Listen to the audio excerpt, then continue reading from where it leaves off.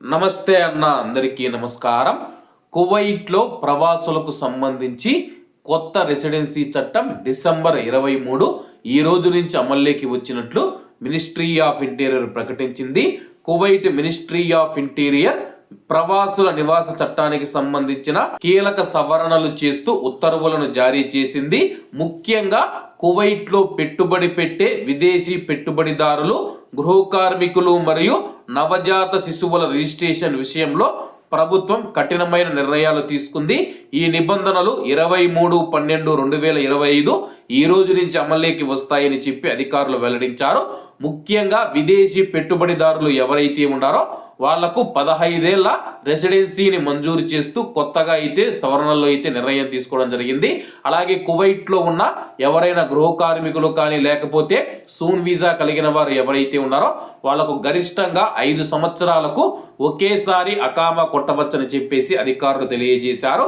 Kuwait దేశంలో విదేశీ పెట్టుబడులను ప్రోత్సహించే లక్ష్యంతో ప్రభుత్వం కొత్త ఇన్వెస్టర్ వీసాను ప్రవేశపెట్టింది. అర్హులైన విదేశీ పెట్టుబడిదారులకు కౌన్సిల్ ఆఫ్ మినిస్టర్స్ నిబంధనల ప్రకారం గరిష్టంగా 15 ఏళ్ల వరకు నివాసాన్ని మంజూరు చేస్తారు. Kuwait direct investment promotion authority సిఫారసు మరియు అధికారిక లేఖ ఆధారంగా ఈ వీసాలను జారీ చేస్తారు. అలాగే కువైట్లో మనం చూసుకుంటే కానీ కొత్తగా పుట్టిన ప్రవాసుల పిల్లలు ఎవరైతే ఉన్నారో వాళ్ళ యొక్క రిజిస్ట్రేషన్ మరియు జరిమానాలకు సంబంధించి కీలక సవరణలు చేశారు. కువైట్లో జన్మించే ప్రవాసుల పిల్లల విషయంలో తల్లిదండ్రులు జాగ్రత్తగా ఉండాలని చెప్పేసి శిశువు జన్మించిన 4 నెలల లోపు మీరు రిజిస్ట్రేషన్ పూర్తి చేయాలి.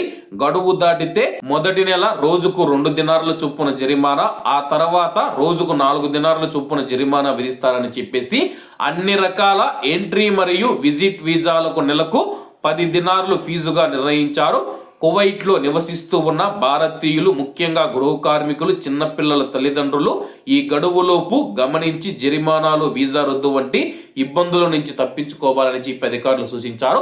కొత్త చట్టం రెసిడెన్సీకి సంబంధించి, అకామాలకు సంబంధించి కొత్త చట్టం అయితే ఈరోజు కువైట్లో అమల్లోకి వచ్చింది. కాబట్టి కువైట్లో ఉన్న మన భారతీయుల యొక్క విషయాన్ని గమనించగలరని కోరుకుంటూ అందరూ బాగుండాలి, అందులో మనం ఉండాలి. అందరికీ నమస్తే అన్న, జై హింద్.